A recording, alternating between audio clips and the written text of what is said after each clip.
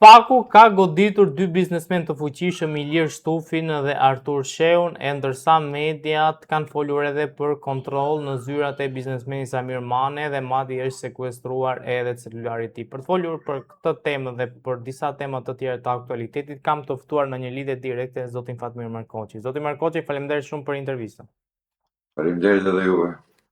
Zoti Markoçi, si e pa këtë goditje të SPAK-ut që u goditën përkatësisht Artur Sheu dhe Ilir Shtufi, ku mediat kanë folur për lidhje të njërit me mazhorancën e tjetrit me opozitën, e ndërkohë ka pasur dhe lajme për kontrolle në zyrat e Zamir Manes dhe i është sekuestruar celulari.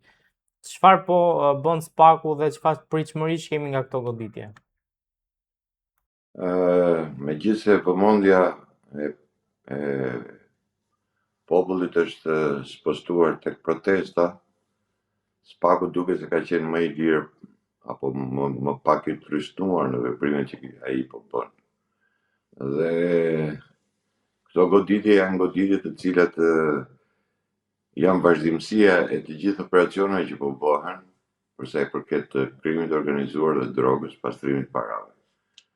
Pra, themi më tepër po merret me prerjen e burimeve financiare të grupeve kriminale të cilat janë sponsorat kryesorë të politikës shqiptare. Jo më kot kam thënë që Rama ka ndërtuar mafia në shtet.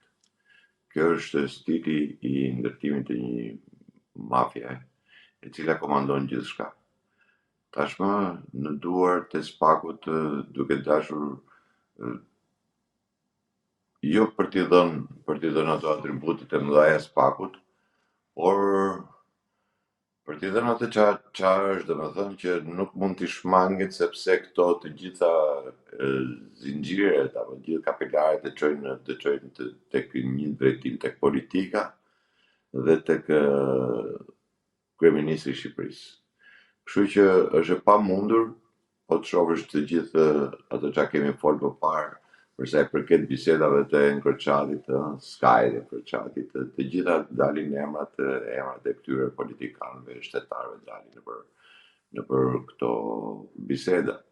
Kështu që tashmë duket sikur po i vjen fundi edhe këtyre themi biznesmenëve të quajtur që unë i kam quajtur gjithmonë oligark partish, po i vjen fundi edhe këtyre tashmë për të dorëzuar, sepse ka qenë e pamundur, të themi, që në 30 vjet të bëhesh me miliarda e investime, milionëshe, miliardëshe, trilionëshe, që nga hiçi domethënë të kalosh në këtë lloj pike në një vend ku është tepër i varfër dhe dilte nga një sistem diktatorial. Vetëm lidhja me politikën dhe përkraja politikës të këtyre njerëzve ka bërë të mundur që këta të bëhen pastaj oligarke, që i quajnë domethënë oligark. SPAK-u tashmë ka ardhur në të pikën që do të godasi falë edhe domethënë zullumit që këta bëjnë vetë dhe mbyten me zullumin e tyre. Pra unë kam thënë edhe një shkrim time që këta do mbyten me zullumin e tij. Rama do mbyllet me zullumin e tij dhe realisht kjo ndodhi. Pikërisht sepse ndodhi ajo që ndodhi në Orioll, pati një protestë dhe një trishni nga ana e qytetarëve për mos u ngritur, mos të bërë që pastaj Zvërneci, i cili mori për masa më të mëdha sepse ishin çështje ekologjike e tjera dhe mori për masat edhe të Bashkimit Evropian të Europës, duke qenë se atje ishte edhe dhëndri i Trumpit, patjetër që ka një politik, pastaj geopolitik ku Europa me Amerikën ka konflikte dhe përdoret Shqipëria si fush betejë, themi, i qoftë i kësaj beteje Europa-Amerikë dhe po përdoret Shqipëria. Dhe duke qenë se Zvërneci thash ishte një pikë tu, por në atë Zvërnec janë të gjithë të gjithë të infiltruar, të gjithë të kanë vënë dorën aty, dhe patjetër që do të dalin dhe do të zbërthehen çdo gjë tashmë, sidomos pas akshit, gjërat për Spakun janë më të thjeshta, më të bëra më thjesht. Themi sepse po të shohim edhe arrestimet për shembull që kanë bërë apo urdhra arreste çuditërisht, një nga këta që u arrestu në Greqi, se kush po marr me emrat që janë bërë gjatë shumë, emrat e këtyre Ilir Shtufi. kriminalëve. Shtufi, sa del emri, domethënë i Spakut, ai arrestohet direkt në Greqi, tregon se të gjithë ta janë nën vëzhgim, janë pikqyrje, pra nuk është se janë njerëz të cilët nuk njihen dhe nuk dihet se ku lëvizin e ku bëjnë. Këto lloj lëvizje që bëjnë gjithmonë si duket janë të kontrolluara nga Spaku dhe në momentin që del urdhri i arrestit ata arrestohen, nuk pritet më. Shohim se çfarë do nxjerrin më pas hetimet, por gjykoj që duke vajtë deri te Zamirmani, i cili është bashkë me Kastratin apo ky tjetri i rrugëve, që janë bërë, si më themi, pronarët e Shqipërisë. Këta ndërtojnë ku duan, këta marrin ku duan, këta bëjnë çfarë duan. Dhe këtu doli thash, vjen një moment që mytesh me zullumin tënd, pastaj edhe këta në këtë pikë. Gjithsesi është përpara ecuria, a do të vazhdoj kjo ecuri e Spakut të godas akoma më tepër, apo do mbetemi në të stadin dhe kuadrin e dënimit me nga i vit apo 2 vjet burg edhe lirimin e tyre. Kam thënë edhe prapë them, nëse gjykata apo drejtësia, qoftë Spaku dhe bashkë me gjykatën t'i marrin paket, nuk bëjnë konfiskime pasurish marramëndse që i kanë vjedhur ti populli, por mua është e kohët edhe arrestimi, pastaj edhe ato dënimet me nga i vit burg apo 2 vjet, s'ka rëndësi, janë totalisht qesharake edhe një tallje pastaj që bëhet në popullin shqiptar. Zoti Markoçi, a besoni që do shkohet deri te Rama Spaku pra në hetime dhe në marrje masash? Që Spaku ka vajt tek Rama në hetim, kjo nuk diskutohet, për sa kohë e para herë është vërtetuar sepse është ballu pjesa kryesore lidhëse e qeverisë me këtë punë, apo Ramën themi me këtë, se Rama është ai që ka firmuar gjithçka, ka vajt deri te Rama sepse të gjithë projektet firmose dhe bëhen nga Rama, të gjithë arkitektët zgjidhen nga Rama, të gjithë ndërtuesit apo këta oligarkët e partive caktohen nga Rama se kush do marrë këtë dhe kush. Dhe një gjë, ka një gjë që në jurisprudencë ka diçka kur një fakt i cili është publik nuk ka nevojë as për ta vërtetuar. Dhe çdo shqiptar për ta pyesësh është i bindur në atë që çdo gjë është e lidhur me Ramën. Sa forcë do ketë Spaku për të marrë Ramën si të pandehur. Këtu çalon gjëja, domethënë, sepse dëgjon shumë, domethënë, që thonë jo po se është në detyrë, nuk lejohet se është në detyrë, përkundrazi edhe në detyrë janë marrë kryeministra, vazhdojnë të merren kryeministra. Një nga rastet më flagrante është e mikut të Ramës, që është në gjykim, Benjamin Netanyahu, për korrupsion është edhe ai në Izrael. Pra, Spaku është vetëm dëshira, vullneti i Spakut për ta dërguar Ramën para trupit gjykues. Dhe nuk ka absolutisht asnjë lloj pengesi ligjore, nuk ka asnjë lloj imuniteti që mund ta mbajë Ramën edhe apo çdo tjetër, nëse Spaku vërtet kërkon që t'i nxjerrë para gjykatës. Nuk ka asnjë lloj pengese. Por të gjithë letrat dhe akuzat, qoftë edhe ajo që unë jau kam deklaruar me kohë, çështja e 5 majit është në Spak, porti i Durrësit është në Spak, flas direkt për lidhje direkte të Ramës. Mund marrim çështjen e Putrinit, prapë është lidhje direkte e Ramës se ai ka firmos lejen, por më vjen keq për shembull vetëm për këtë që SPAK-u nuk heton ata 20 deputet të cilët kanë kërkuar ndryshimin e zonave të mbrojtura e Shqipërisë. Dhe gjithë betejë këtu është.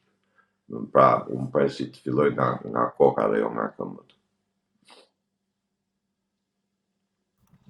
Zot Markoçi, ka pasur, le të themi, një largim nga Partia Socialiste ku zonja Koçeku, deputetja e zonës së Shkodrës, ka dhënë dorëheqje nga grupi parlamentar i Partisë Socialiste. Si shikonin këtë lëvizje dhe a priten që edhe deputet të tjerë të braktisin Ramën?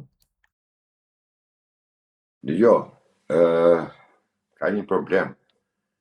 Largimi një deputeti në këto situata që jemi nuk është se i prish në i punë të madhe Ramës, po të jeni të bindur që ajo deputete përsëri Partinë Socialiste do votoj, përsëri do bëj lojën në Partinë Socialiste.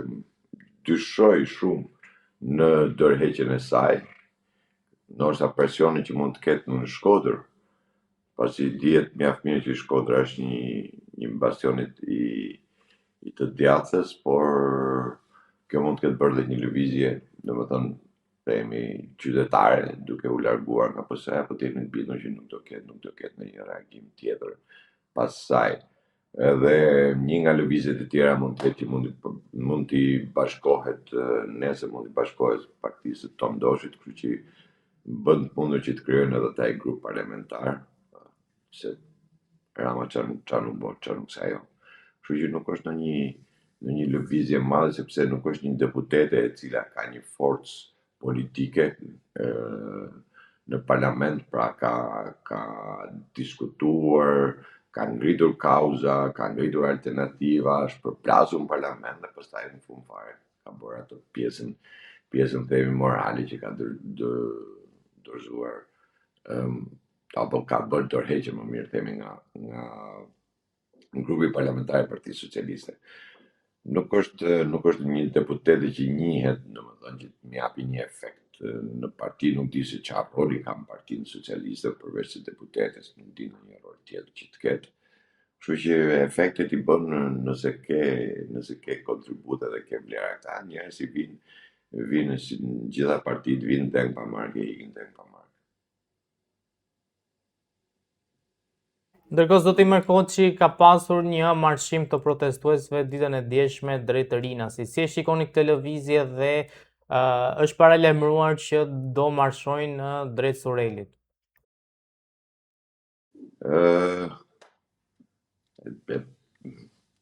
Mund të them që jam pjesë e asaj proteste, si çdo qytetar i këtij vendit, i cili ka moralin për të qenë pjesë e asaj proteste dhe detyrimin për të qenë kundër kësaj qeverie e cila unë e kam cilësuar gjithmonë që është mafja e shtetit.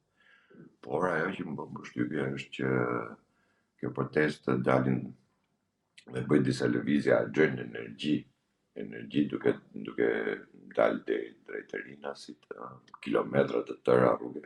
Në të njëjtën kohë kur ajo protestë parathjesht duhet të spostohej paradite, bëj protestat bëhesh paradite dhe jo masdite. Dhe nuk ka nevojë të shkosh në Syrel. Mund të shkosh edhe në Syrel, s'ka asgjë të keqe, por nuk sjell ndonjë dobi.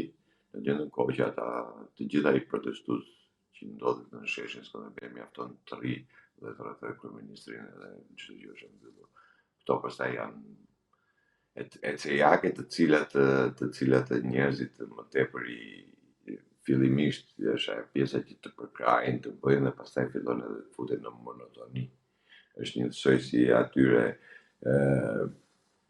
themi në të shtata dolën edhe gjuajtën me armë, fillim ditë e parë ishte frikë, pastaj u bë monotoni gjëja. U kalon monotoni dhe nuk i bote më përshtypje njeriu që ti po gjuaj me kallash, mes lagjes, ligje pallat, nuk kemi parë domethënë në për balkone, në për rrugë, qellonin, dhe si bote më njeriu të përshtypje. Dhe kjo është e gjithë frika e kësaj që nuk duhet kthyer në monotoni që njerëzit mos i bëj përshtypje. pash disa video, pash disa acarime, pash disa njerëz të cilët janë apo duan të jenë si protagonistë asaj proteste, sepse është një protestë e cila unë kam thënë që ditën e parë një protestë nuk ka një kohë. Domethënë e para dhe e dyta nuk ka ngritur absolutisht asnjë nga pikat përveç se Rama hik. Kështu që të vjen keq domethënë që gjithaj popull që del atje, se shumë nga ata dalin, pjesa më e madhe aty dalin me një dëshirë për të bërë domethënë të mundur largimin e Ramës nga pushteti, por këto lloj ecejakesh më tepër janë lodhse, janë stresuese për vetë ata që marrin rrugës e llogarit tash të bësh 15 kilometra rrugë e 15 kthim, kur ti nuk ke ndonjë motiv domethënë për çfarë bën, duhet të japësh një motiv. Sensibilizim nuk është sensibilizimi ajo që ti del edhe bllokon autostradën. Nëse do të bllokosh autostradën ose do ta bllokosh edhe nuk do ta lesh më të funksionoj, pra e bën dhe nuk funksionon më, të kthehemi në ajo që quhet mosbindje civile, por nëse ti e bllokon në ora 10 e darkës, 11 e darkës, mirë, e kuptoj dhe deri në orën 2 të natës, kur nuk ka ndonjë efekt kaq të madh. Megjithatë, gjithsesi do vazhdojmë të protestojmë ashtu siç është protestuar çdo ditë, por ajo që kam thënë dhe ngul këmbë dhe them, nëse kjo protestë nuk kalohet në revoltë, çdo gjë dëshuhet. Zoti Markoçi, faleminderit shumë për intervistën. Faleminderit dhe juve.